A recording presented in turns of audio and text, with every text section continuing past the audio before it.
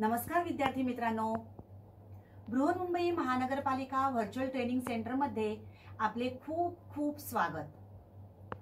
कोविड-19च्या या सद्यस्थितीत आपल्या शाळा बंद असल्या तरी आपले ऑनलाईन शिक्षण चालूच आहे आणि गेले वर्षभर आपण हा ऑनलाईन अभ्यास करत आहोत। त्यासाठी आपली शिक्षणाची गती कमी होऊ नये म्हणून बृहन्मुंबई महानगरपालिका व्हर्च्युअल ट्रेनिंग सेंटरच्या माध्यमातून काही व्हिडिओंची निर्मिती करण्यात आलेली आहे। मी निलिमा कदम, आपली व्हर्च्युअल शिक्षिका। आजचा घटक आपण बघणार आहोत।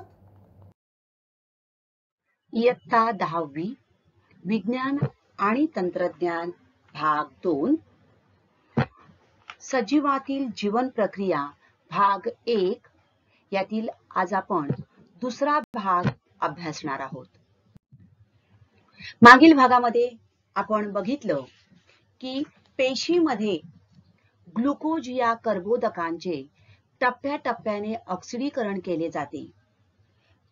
आपण जे अन्न पदार्थ घेतो त्या अन्न पदार्थातून शरीरासाठी आवश्यक असणारी पोषक तत्वे निर्माण होण्यासाठी त्या अन्नाचे पचन होणं आवश्यक असतं आणि ही पोषक तत्वे रक्तामार्फत पेशीला पोहोचवली जातात।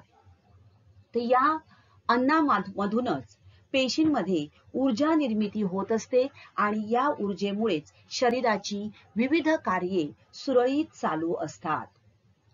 त्यासाठी पेशीमध्ये ग्लुकोज या कर्बोदकाचे ऑक्सिडीकरण केले जाते आणि यालाच पेशी स्तरावरील श्वसन असे म्हणतात। ही जी ऊर्जा आपल्याला ग्लुकोज पासून मिळते ती ऊर्जा एटीपीच्या स्वरूपात मिळवली जाते। एटीपी हे ऊर्जेचे चलन समजले जाते।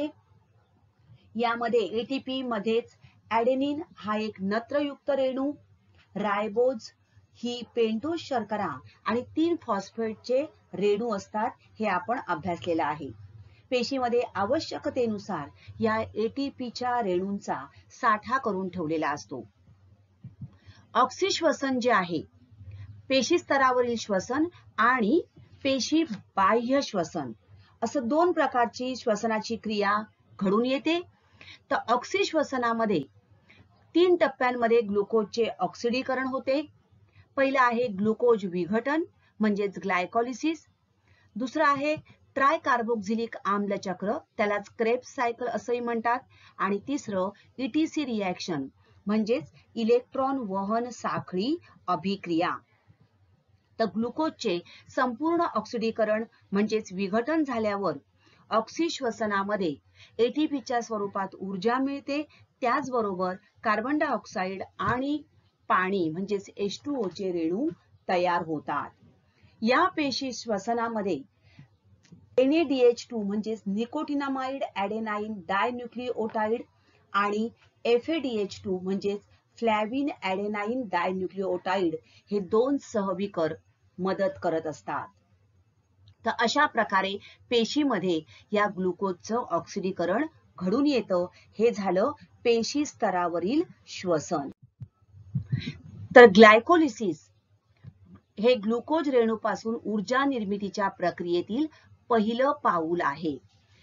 एरोबिक रेस्पिरेशन म्हणजेच जे पेशी स्तरावर श्वसन जे होतं त्यामध्ये ग्लायकोलिसिस ही पहिली प्रक्रिया आहे। तर आपण जे अन्न घेतो त्या अन्नामधून आपल्याला कर्बोदके, स्निग्ध पदार्थ आणि प्रथिने हे अन्नाचे घटक मिळत असतात। तर या अन्न घटकांपासून ऑक्सिश्वसन करून जी ऊर्जा मिळवण्याची प्रक्रिया शरीरामध्ये घडून येते त्याचा फ्लोचार्ट या ठिकाणी तुम्हाला दिलेला आहे। बघा, कर्बोदके जी आहेत या कर्बोदकांपासून आपण बघितलं की आपल्याला जवळजवळ 4 किलो कॅलरी प्रति ग्रॅम एवढी ऊर्जा मिळत असते। तर ही ऊर्जा मिळवण्यासाठी त्याचं पहिले ग्लायकोलिसिस म्हणजेच ग्लुकोज विघटन केलं जातं। ही क्रिया पेशी द्रव्यात घडून येते।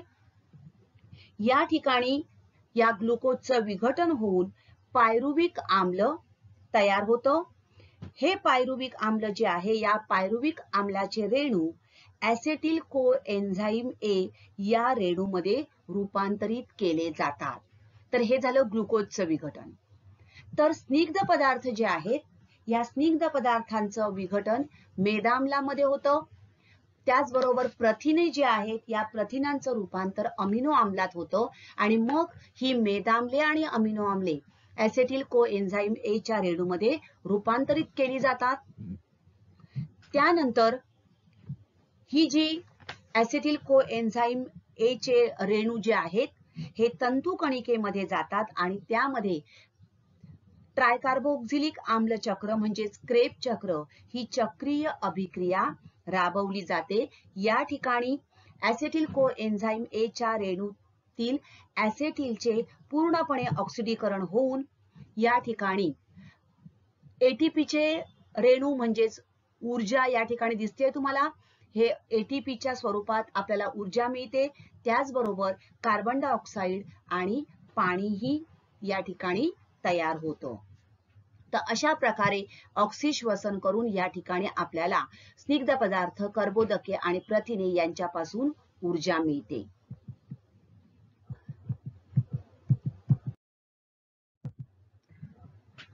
तर पहिली जी आहे ग्लायकोलिसिस, ही क्रिया पेशीद्रव्यात सायटोप्लाझम मध्ये घडून येते आणि ट्रायकार्बोक्झिलिक आम्ल चक्र आणि ईटीसी रिॲक्शन या दोन क्रिया तंतू कणिकेमध्ये घडून येतात.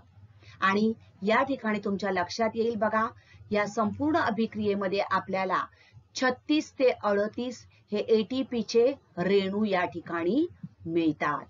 तर अशा प्रकारे आपल्या शरीरामध्ये जी विविध कार्ये करण्यासाठी ऊर्जा लागत असते, ही ऊर्जा या विविध प्रक्रियेमध्ये म्हणजे ऑक्सिडीकरणाच्या क्रियेमधून उपलब्ध होते.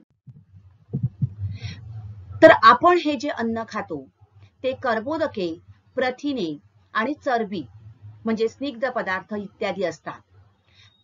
कार्बोहायड्रेट्स पासून ग्लुकोज, प्रथिनांपासून अमिनो आम्ले आणि चरबीपासून मेदाम्ले म्हणजे फॅटी ऍसिड यामध्ये रूपांतरित केलं जातं. त्यापैकी ग्लुकोज जो आहे म्हणजे कर्बोदकांपासून, कार्बोहायड्रेट पासून जो ग्लुकोज तयार होतो, तो ग्लुकोज ग्लायकोजन म्हणून यकृतामध्ये साठवला जातो. लक्षात ठेवा, ग्लुकोज जो आहे हा यकृतामध्ये ग्लायकोजन म्हणून साठवला जातो. अमिनो ऍसिड्स जे आहेत, अमिनो आम्ल जे आहेत, त्यापासून प्रोटीन्स तयार होतात आणि फॅटी ऍसिड सुद्धा साठवली जातात. ज्या वेळेला आपल्याला शरीराला म्हणजे पेशींना गरज असेल, त्यावेळेला गरजेनुसार यकृतातील ग्लायकोजन जे आहे, हे ग्लायकोजन ग्लुकोज मध्ये रूपांतरित केलं जातं आणि ते रक्तात सोडलं जातं. तर रक्तातील हे जे ग्लुकोज आहे, हे ग्लुकोज नंतर यकृतातीमध्ये असणाऱ्या इन्सुलिन जे स्त्रवलं जातं, त्या इन्सुलिनच्या सहाय्याने प्रत्येक पेशींमध्ये शोषून घेतला जातो. तर अशा प्रकारे पेशीमध्ये ग्लुकोज ACTLCA च्या 2 रेणूंमध्ये विलग होतो. तर या अगोदरच्या भागामध्ये आपण बघितलेलं आहे की सजीवांमध्ये पेशी स्तरावर होणारे श्वसन जे आहे हे 2 प्रकारचे असते. ऑक्सिश्वसन, एरोबिक रेस्पिरेशन आणि विनॉक्सी श्वसन म्हणजेच एनॉरोबिक रेस्पिरेशन. या ठिकाणी दिसते बघा एनॉरोबिक रेस्पिरेशन. आणि या ठिकाणी या काही विशिष्ट अशा आपल्याला हे घटक दिसत आहेत, जीवाणू आहेत आणि ते काय म्हणतायत, हे there is no oxygen in here. ही आपल्या शरीरातील समजा एक पेशी आहे. पेशीमध्ये असणारा हा एक बॅक्टेरिया आणि दिसतंय तुम्हाला की तो काय म्हणतोय ही पेशी की इथे ऑक्सिजन नाही आहे. मग ऑक्सिजन नाहीये तरी पण या ठिकाणी ही लाईट म्हणजे ही ऊर्जा आपल्याला कशी बरं मिळेल? येस, तर काही वेळेला आपल्या शरीरातील काही पेशी ऑक्सिजन शिवाय ग्लुकोजचे अंशतः ऑक्सिडीकरण करून ऊर्जा प्राप्त करतात आणि त्यालाच विनॉक्सी श्वसन असे म्हणतात. काही वेळेला काही सजीव असे असतात की ते ऑक्सिजनच्या सानिध्यात राहू शकत नाहीत. उदाहरणार्थ हे जीवाणू, बॅक्टेरिया. काही बॅक्टेरिया जे असतात हे बॅक्टेरिया जीवाणूंच्या सानिध्यात राहू शकत नाहीत आणि मग अशा सजीवांना ऊर्जा मिळविण्यासाठी ग्लुकोजचं ऑक्सिडीकरण तर करावंच लागतं, परंतु हे सजीव ऑक्सिजन शिवाय ग्लुकोजचं ऑक्सिडीकरण करून ऊर्जा प्राप्त करतात आणि यालाच विनॉक्सी श्वसन असे म्हणतात. तर विनॉक्सी श्वसन करणाऱ्या सूक्ष्म जीवांपासून कशा प्रकारे ऊर्जा निर्मिती केली जाते? तर विनॉक्सी श्वसन जे आहे हे दोन प्रकाराने होतं. एक आहे ग्लुकोज विघटन म्हणजेच ग्लायकॉलिसिस आणि दुसरं आहे फर्मेंटेशन म्हणजेच किण्वन. तर विनॉक्सी श्वसनामध्ये दोन टप्पे असतात. एक आहे ग्लुकोज विघटन आणि दुसरं आहे किण्वन. आता यामध्ये ग्लुकोजचे अपूर्ण विघटन होऊन कमी प्रमाणात ऊर्जा उत्पन्न होत असते. तर ग्लुकोज विघटन जे आहे यामध्ये पेशीद्रव्यात ग्लुकोजच्या रेणूचे विघटन करून पायरुव्हेटचे 2 रेणू तयार होतात. या ठिकाणी तुम्हाला दिसतंय ग्लुकोज विघटन होऊन पायरुव्हिक आम्लाचे काही विकरांच्या मदतीने कार्बनी आम्लामध्ये रूपांतरित केलं जातं आणि या ठिकाणी पायरुव्हेटचे आपल्याला 2 रेणू मिळतात. बघा या ठिकाणी हा ग्लुकोजचा रेणू आणि याचं विघटन होऊन पायरुव्हेटचे आपल्याला 2 रेणू मिळतात आणि एटीपीच्या स्वरूपात या ठिकाणी ऊर्जा उत्पन्न होते. आता ही जी ऊर्जा आहे ही कमी प्रमाणात ऊर्जा या ठिकाणी उत्पन्न होत असते. तर 6 कार्बन असलेल्या संयुगाचे रूपांतर या ठिकाणी 3 कार्बन असलेल्या संयुगामध्ये होते. विनॉक्सी श्वसनामध्ये हे सजीव जे आहेत हे अंशतः ऑक्सिडीकरण करून ऊर्जेच्या चलनाच्या एटीपीच्या स्वरूपात ऊर्जा उत्पन्न करतात. तुम्हाला दिसते बघा एटीपी 2 टप्पे. पहिला आहे ग्लायकॉलिसिस आणि दुसरा आहे फर्मेंटेशन.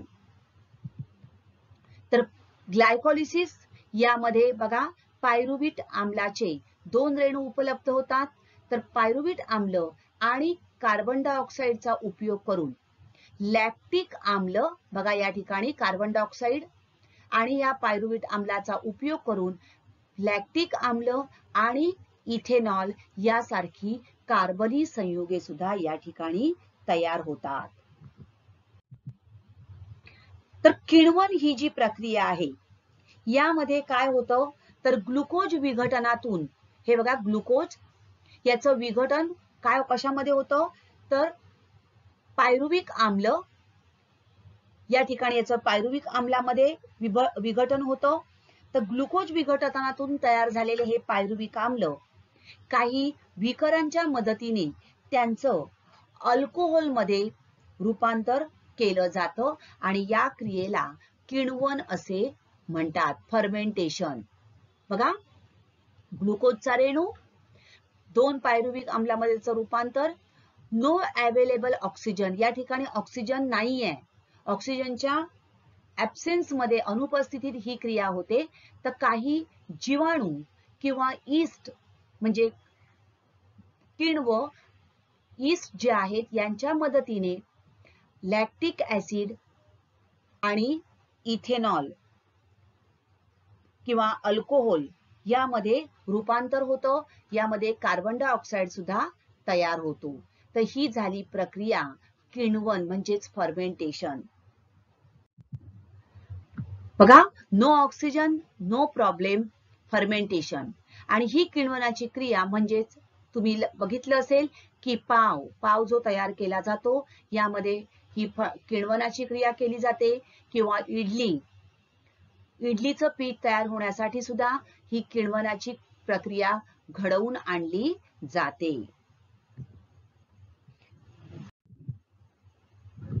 तर अशा प्रकारे विनॉक्सी श्वसनाची विविध पायऱ्या कशा आहेत त्या आपण बघूया. तर विनॉक्सी श्वसन जे आहे यामध्ये कर्बोदकांचं काय केलं जातं, ग्लुकोज विघटन होतं. त्यानंतर त्याचं ग्लुकोज विघटनाने पायरुव्हिक आम्लाचे 2 रेणू तयार होतात. पायरुव्हिक आम्लाचं काही विकरांच्या मदतीने कार्बनी आम्लामध्ये रूपांतर केलं जातं, किण्वन, आणि अल्कोहोल व लॅक्टिक आम्ल यासारखी कार्बनी आम्ले तयार होतात. तर विविध पदार्थ उदाहरणार्थ व्हिनेगर, जीवनसत्व इत्यादी तयार करण्यासाठी या फर्मेंटेशनचा उपयोग केला जातो.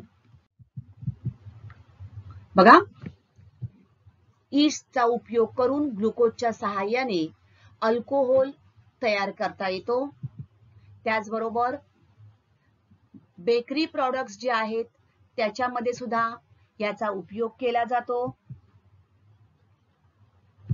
तर काही अन्न पदार्थांमध्ये सुद्धा अशा प्रकारे या किण्वन प्रक्रियेचा उपयोग करून विविध प्रकारचे अन्न पदार्थ तयार करता येऊ शकतात. तर हे झालं विनॉक्सी श्वसन. तर या विनॉक्सी श्वसनाचा उपयोग इथेनॉल आणि कार्बन डायऑक्साइड जो तयार होतो त्याचा उपयोग बेकरी प्रॉडक्ट्स मध्ये केला जातो. तर ग्लुकोज पासून पायरुव्हिक आम्ल तयार होतं आणि त्यामध्ये काही वेगवेगळ्या जीवाणूंच्या सहाय्याने, बघा ऍस्परजिलस या जीवाणूच्या सहाय्याने सोया सॉस जो आहे तो तयार करता येऊ शकतो. त्यासाठी लॅक्टिक आम्ल तयार होतं. या ठिकाणी ऍस्परजिलस या जीवाणूंच्या मदतीने लॅक्टिक आम्ल तयार होतं आणि सोया सॉस तयार करता येऊ शकतो. लॅक्टोबॅसिलस या जीवाणूंच्या सहाय्याने लॅक्टिक आम्ल तयार केलं जातं आणि त्याचाच उपयोग चीज, दही, योगर्ट तयार करण्यासाठी केला जातो.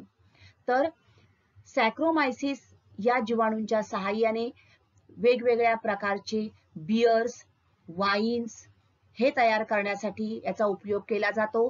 तर जो कार्बन डायऑक्साइड मुक्त होतो त्याच्या सहाय्याने बेकरी म्हणजे पाव, बटर यासारखे बेकरी प्रॉडक्ट्स जे आहेत त्यामध्ये सुद्धा या विनॉक्सी श्वसनाचा उपयोग जो वेगवेगळे जीवाणू करतात त्यांच्या सहाय्याने बेकरी प्रॉडक्ट्स तयार करता येऊ शकतात. काही उच्चस्तरीय वनस्पती, प्राणी आणि ऑक्सिजनच्या सानिध्यात राहू शकणारे सूक्ष्मजीव सुद्धा त्यांच्या सभोवती ऑक्सिजन वायूची पातळी कमी झाल्यास ऑक्सिश्वसनाऐवजी विनॉक्सी श्वसनाचा अवलंब करतात. व्यायाम करताना आपण आपल्या ज्या स्नायू आहेत, मांसपेशी ज्या आहेत ह्यांच्यामध्ये सुद्धा विनॉक्सी श्वसन होतं. त्यामुळे आपल्या शरीरामध्ये कमी ऊर्जा तयार होऊन लॅक्टिक आम्ल साठतं आणि म्हणूनच व्यायाम करताना आपल्याला थकल्यासारखं वाटतं. बऱ्याच वेळेला व्यायाम केल्यानंतर आपल्याला थकल्यासारखं वाटतं, कारण बघा जो ग्लुकोज आहे या ग्लुकोजच्या सहाय्याने काय होतं, ग्लुकोज असेल तर ऑक्सिजनच्या सहाय्याने पायरुव्हिक आम्ल तयार होतं, परंतु ऑक्सिजनची कमतरता असेल तर त्यावेळेला काय तयार होत आहे, लॅक्टिक आम्ल पेशीमध्ये साठतं आणि त्यामुळे कंटिन्युअस ही जी क्रिया चालू राहते, म्हणजे कंटिन्युअस सतत ते लॅक्टिक आम्ल साठत गेल्यामुळे आपल्याला खूप व्यायाम केल्यानंतर थकवा आल्यासारखं वाटतं. कारण या ठिकाणी विनॉक्सी श्वसनाची क्रिया घडून येते आणि विनॉक्सी श्वसन करताना ग्लुकोजचं पूर्णपणे विघटन होऊ शकत नाही. त्यामुळे एटीपीचे रेणू कमी प्रमाणात तयार होतात. अशा प्रकारे शरीरात कमी ऊर्जा तयार झाल्यामुळे लॅक्टिक आम्ल साठून राहतं आणि आपल्याला थकल्यासारखे वाटते.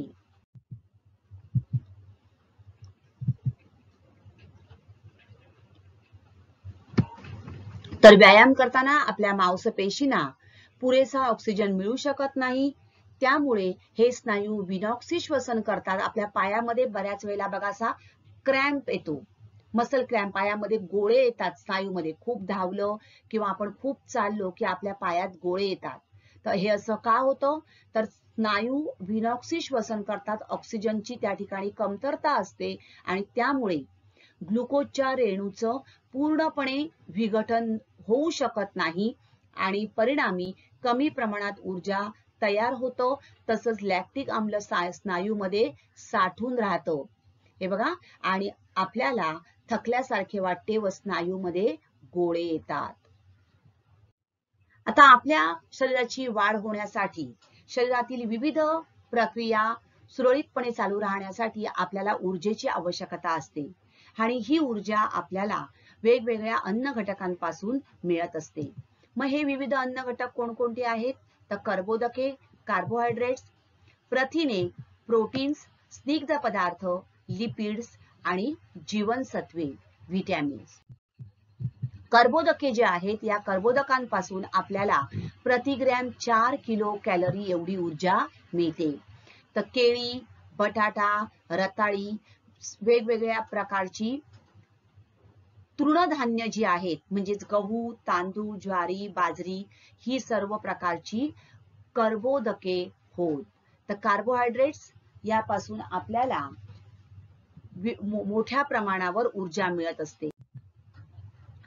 आता ह्या कार्बोहायड्रेटचं कशा प्रकारे रूपांतरित होतं? तर वनस्पतींमध्ये ही स्टार्चच्या रूपात साठवली जातात, तर प्राण्यांमध्ये ती ग्लायकोजनच्या रूपात साठवली जातात. आणि प्राण्यांमध्ये हे ग्लायकोजन म्हणजेच हे ग्लुकोज जे आहे, हे यकृत आणि स्नायू यांच्यामध्ये साठवलं जातं. आता ही जी क्रिया आहे, ही क्रिया लहान आतड्यामध्ये पूर्ण होते.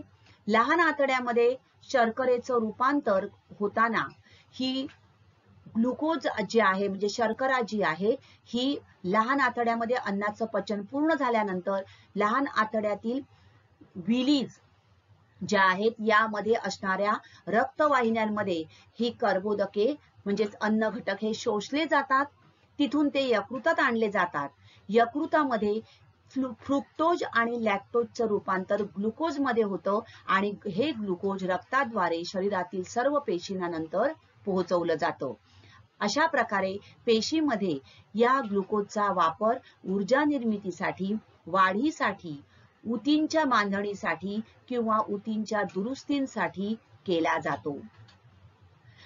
विविध कार्यांसाठी हे ग्लुकोज वापरल्यानंतर जे ग्लुकोज शिल्लक राहतं, यकृत त्याचं रूपांतर ग्लायकोजन मध्ये करतं. ग्लायकोजन यकृतात आणि काही प्रमाणात स्नायूंमध्ये साठवून ठेवले जाते. जेव्हा आपल्या शरीरात रक्तातील शर्करेची पातळी कमी होते, तेव्हा यकृत आपल्या शरीरातील जे महत्वाचा अवयव आहे लिव्हर, हे लिव्हर या साठवलेल्या ग्लायकोजनचं रूपांतर परत ग्लुकोज मध्ये करतं आणि रक्तातून पेशींना हा ग्लुकोज पुरवला जातो.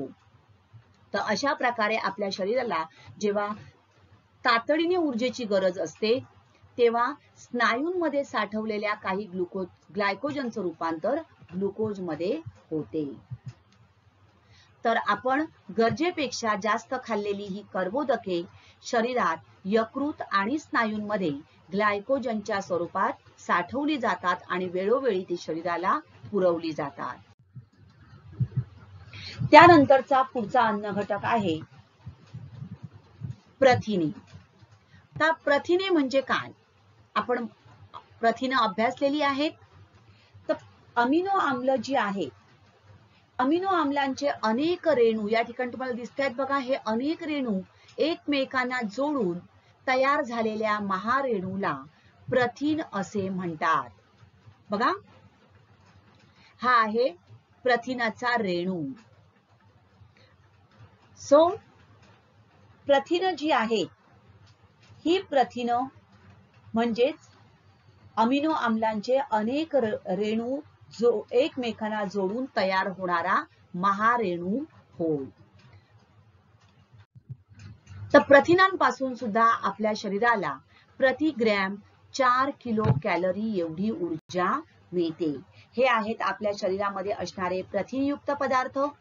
वेगवेगळ्या प्रकारचे मांस, कडधान्य आणि दुग्धजन्य पदार्थ यांच्यापासून आपल्याला मोठ्या प्रमाणावर प्रथिने उपलब्ध होतात. आता प्रथिनांचं पचन कसं होतं तर बघा, प्रथिनांचं पचन झाल्यानंतर अमिनो आम्ल तयार होतात. त्यासाठी या प्रथिनांचं पहिले पेप्टाइड्स मध्ये रूपांतर होतं आणि या पेप्टाइड्स पासून नंतर काय तयार होतात, ही अमिनो ऍसिड्स म्हणजे अमिनो आम्ल तयार होतात. ही प्रथिनं जी आहेत बघा, प्रोटीन्स, यांचं रूपांतर पेप्सिन या विकराच्या सहाय्याने पॉलीपेप्टाइड्स मध्ये, त्यानंतर पेप्सिन, ट्रिप्सिन आणि पेप्टिडेज या 3 विकर जी आहेत, या 3 विकरांच्या सहाय्याने या प्रथिनांचं रूपांतर अमिनो आम्लांमध्ये केलं जातं. तर या ठिकाणी तुम्हाला दिसते, ही जी अमिनो आम्ल आहेत या ठिकाणी तयार होणारी ही सर्वात शेवटची पायरी, प्रोटीनचं पचन झाल्यानंतर अमिनो आम्ल तयार होणं ही झाली शेवटची पायरी.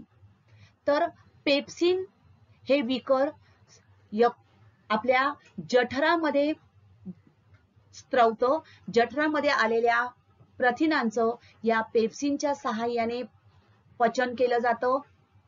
त्यानंतर जठरामधून अन्न पुढे लहान आतड्यात ढकललं जातं. तर लहान आतड्याच्या सुरुवातीच्या ड्युडेनियम या भागामध्ये ट्रिप्सिन हे विकर स्त्रवलं जातं आणि याच्या सहाय्याने पेप्टाइड्स मध्ये रूपांतर केलं जातं. काही पेप्टाइड्स खूप लांब असतात, दीर्घ असतात, जी रक्तामध्ये शोषली जाऊ शकत नाही आणि त्यांचं रूपांतर पुन्हा पेप्टिडेज या विकराच्या सहाय्याने विघटन घडवून आणलं जातं आणि त्यानंतर शेवटी ही अमिनो आम्ल जी रक्तामध्ये शोषली जातील अशा प्रकारच्या स्वरूपात त्यांचं पचन घडवून आणलं जातं. तर digested food molecules move through the walls of the small intestine. तर अशा प्रकारे अन्नाचं पचन लहान आतड्यात पूर्ण होतं आणि पचलेलं अन्न जे आहे हे या लहान आतड्यामध्ये असणाऱ्या विलीज, या लहान आतड्यामध्ये बोटासारखे जे हे प्रवर्ध तुम्हाला दिसत आहेत बघा, याच्या बाजूला या ब्लड वेसल्स आहेत, म्हणजेच रक्तवाहिन्या आहेत. तर हे अन्न घटक या रक्तवाहिन्यांमध्ये शोषले जातात. बघा, अमायनो ऍसिड्स म्हणजेच अमिनो आम्ल या ठिकाणी डिफ्युजन आणि ऍक्टिव्ह ट्रान्सपोर्ट या प्रक्रियेने रक्तामध्ये शोषली जातात आणि रक्तामार्फत प्रत्येक अवयव व पेशीपर्यंत पोहोचवली जातात आणि मग आपल्या शरीरातील विविध पेशी या अमिनो आम्लापासून त्यांना आवश्यक असलेली प्रथिनं तयार करतात.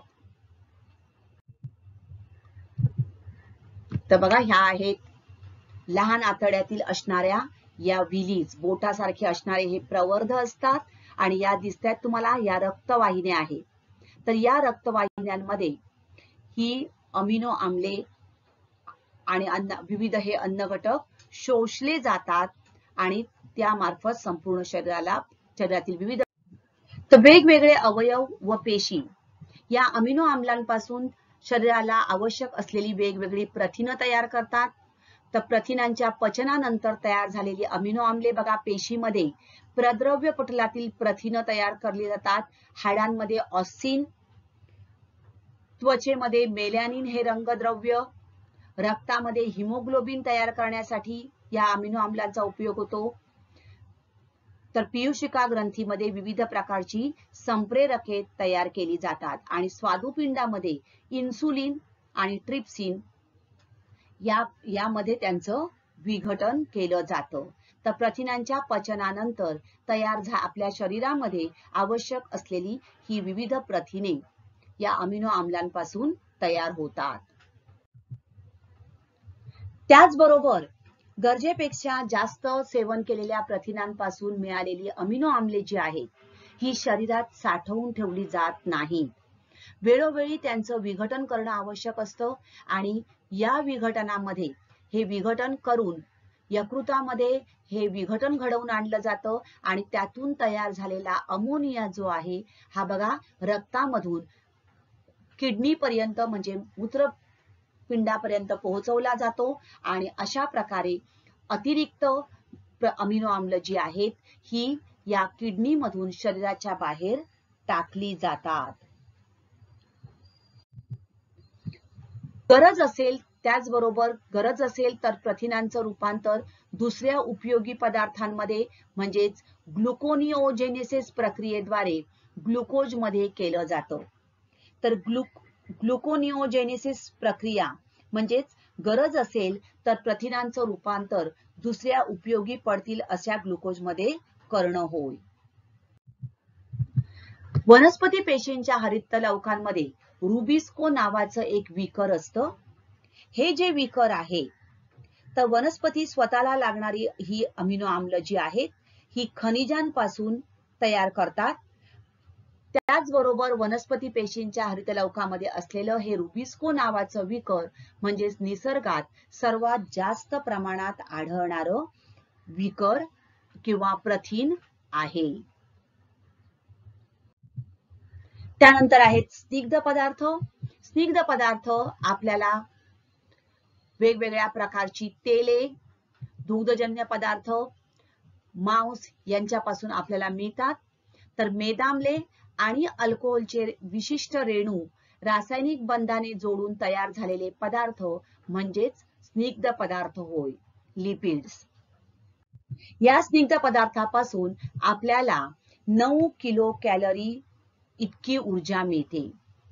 तर फॉस्फोलिपिड या ठिकाणी तुम्हाला दिसते बघा, पेशींचं प्रद्रव्य पटल हे जे आहे हे तयार करण्यासाठी आवश्यक असणारे रेणू मेदाम्लांपासून तयार केले जातात. तसेच विशिष्ट प्रकारची संप्रेरके जी असतात, वाढीसाठी आवश्यक असणारी वेगवेगळी संप्रेरके जी आहेत ही संप्रेरके तयार करण्यासाठी या मेदाम्लांचाच उपयोग होत असतो. तर हे आपले वेगवेगळे अन्न घटक, कार्बोहायड्रेट्स कर्बोदके, लिपिड्स म्हणजे स्निग्ध पदार्थ आणि प्रोटीन्स म्हणजे प्रथिने. कर्बोदकांपासून आपल्याला प्रति ग्रॅम 4 किलो कॅलरी एवढी ऊर्जा मिळते. स्निग्ध पदार्थांपासून प्रति ग्रॅम 9 किलो कॅलरी इतकी ऊर्जा मिळते. तर प्रथिनांपासून सुद्धा आपल्याला प्रति ग्रॅम 4 किलो कॅलरी एवढी ऊर्जा मिळते. आणि लक्षात ठेवा बघा, proteins 4 kilo calorie, carbs 4 kilo calorie आणि फॅट्स म्हणजे स्निग्ध पदार्थांपासून 9 किलो कॅलरी एवढी ऊर्जा आपल्याला मिळते. गरजेपेक्षा जास्त सेवन केलेले स्निग्ध पदार्थापासून आपल्याला जास्त ऊर्जा मिळते. तर गरजेपेक्षा जेव्हा आपण जास्त हे अन्न पदार्थ स्निग्ध पदार्थ सेवन केले जातात त्यावेळेला ते स्निग्ध पदार्थ चरबीयुक्त संयोजी ऊतीमध्ये साठवून ठेवले जातात. पुढचा अन्न घटक आहे जीवनसत्वे. जीवनसत्वे एकूण 6 प्रकारची आहे. हा एक रासायनिक पदार्थांचा असा गट आहे की आपल्या शरीरातील विविध कार्ये सुरळीत चालू राहण्यासाठी या जीवनसत्वातील प्रत्येक पदार्थाची कमी अधिक प्रमाणात आवश्यकता असते. तर ही 6 प्रकारची आहेत. ए, बी, सी, डी, ई आणि के. या ठिकाणी दिसतात बघा. ए, बी तुम्हाला वेगवेगळ्या प्रकारचे दिसतात. B1, B2, B6, B5, B12. त्यानंतर सी, डी, ई आणि के. एकूण 6 प्रकारची ही जीवनसत्वे आहेत. तर एकूण जीवनसत्वे 6. तर ए, बी, सी, डी, ई, के. बी हे विटॅमिन आहे, तुम्हाला दिसते बघा. B1, B2, B5, B6, B7, B9, B12 या स्वरूपात आहे. आता यातील बी आणि सी ही विटॅमिन्स जलविद्राव्य आहेत. तर ए, डी, ई, के ही विटॅमिन्स स्निग्ध विद्राव्य किंवा मेदविद्राव्य आहेत. आता ग्लुकोज विघटन आणि क्रेब चक्र या प्रक्रियांमध्ये FADH2 आणि NADH2 जे तयार होतं ते तयार करण्यासाठी जीवनसत्व B2 आणि जीवनसत्व B2 आणि B5 यांचा प्रामुख्याने उपयोग होतो. तर ही जीवनसत्वे आपल्या शरीराला वेगवेगळ्या त्या ठिकाणी तुम्हाला दाखवले आहेत कोणकोणते अन्न घटक आहेत त्यांच्यातून आपल्याला मिळतात आणि यांचा आपल्या शरीराला विविध कार्य सुरळीत पाडण्यासाठी कमी अधिक प्रमाणात उपयोग होत असतो आणि म्हणून सर्व प्रकारच्या अन्न घटकांचा आपल्या आहारात समावेश असणं आवश्यक आहे.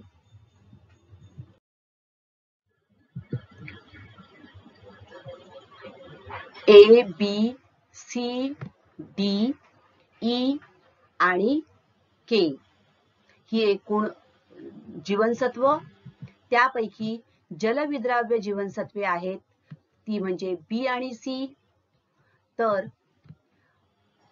जल अविद्राव्य जीवनसत्वे जी आहेत ती आहेत A, D, E, K. ही जल अविद्राव्य पाण्यात विद्राव्य नाही आहेत तर ती आहेत स्निग्ध विद्राव्य म्हणजेच मेद पदार्थांमध्ये ही जीवनसत्व विद्राव्य आहेत. आणि हे जीवनसत्वांचे वेगवेगळे स्रोत म्हणजेच वेगवेगळ्या प्रकारची मोड आलेली कडधान्य, हिरव्या पालेभाज्या, विविध प्रकारची फळं यातून आपल्याला मोठ्या प्रमाणावर ही जीवनसत्व मिळत असतात. त्यानंतर पुढचा एक अन्न घटक महत्वाचा तो म्हणजेच पाणी. पाणी शरीरासाठी अत्यंत आवश्यक आहे. पाण्याच्या माध्यमातून आपण जे अन्न घटक घेतो हे अन्न घटक शरीराच्या विविध भागात पोहोचवले जातात. त्याच प्रकारे शरीरातील टाकाऊ पदार्थ बाहेर टाकण्यासाठी या पाण्याचाच उपयोग होत असतो.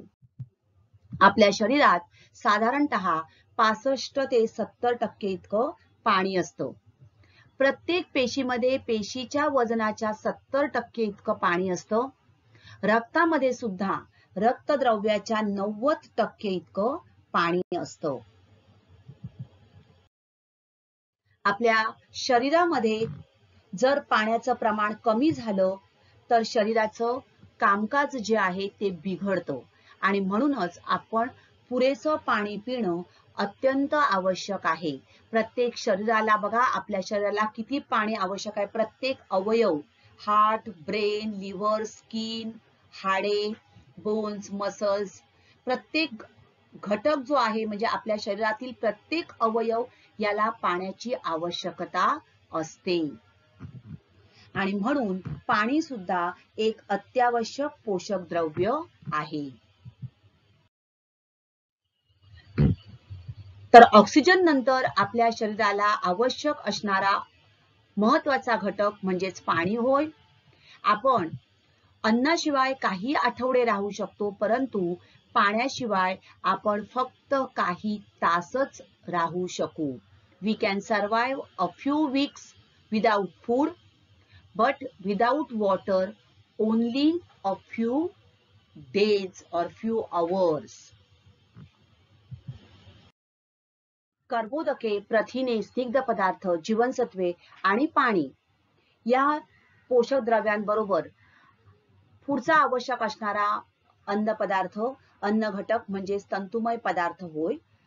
तंतुमय पदार्थ म्हणजेच फायबर्स हे सुद्धा एक अत्यंत महत्वाची पोषक द्रव्ये आहेत. तंतुमय पदार्थ जे आहेत हे आपण प्रत्यक्षपणे आपल्या शरीरात पचवले जात नाही परंतु इतर पदार्थांच्या पचन क्रियेमध्ये तसंच न पचलेलं अन्न बाहेर टाकण्याच्या प्रक्रियेमध्ये या तंतुमय पदार्थांची मदत होते. विविध प्रकारच्या पालेभाज्या, फळे, धान्ये, धान्याची टरफले, कोंडा, फळांची सालं यामध्ये मोठ्या प्रमाणावर तंतुमय पदार्थ असतात. थोडक्यात आपण आज काय शिकलो? कर्बोदकांपासून प्रति ग्रॅम 4 किलो कॅलरी एवढी ऊर्जा मिळते. स्निग्ध पदार्थांपासून आपल्याला 9 किलो कॅलरी प्रति ग्रॅम एवढी ऊर्जा मिळते. तर प्रथिनांपासून आपल्याला 4 किलो कॅलरी प्रति ग्रॅम एवढी ऊर्जा मिळते. त्यानंतर आपल्या शरीराला पाणी हे सुद्धा तितकंच आवश्यक आहे. आपल्या शरीरात साधारणतः 65 ते 70% इतकं पाणी असतं आणि जीवनसत्वे जी आहेत 6 प्रकारची आहेत. त्यातील A, D, E आणि K ही स्निग्ध विद्राव्य जीवनसत्वे आहेत तर B व C ही जलविद्राव्य जीवनसत्वे आहेत.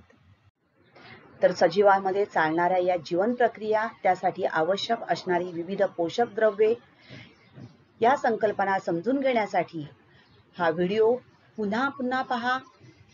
थँक्यू. तर अशाच प्रकारचे व्हिडिओ पाहण्यासाठी PMC VTC मराठी या चॅनेलला लॉग इन करा आणि सबस्क्राईब करा. त्याचबरोबर नवीन व्हिडिओचे नोटिफिकेशन मिळविण्यासाठी बेल आयकॉनलाही क्लिक करा. थँक्यू. तर आजचा घटक आवडला ना? अशीच माहिती मिळवण्यासाठी या चॅनेलला सबस्क्राईब करा आणि हे व्हिडिओ पुन्हा पुन्हा पहा. पुन्हा भेटणार आहोत पुढच्या भागात. थँक्यू.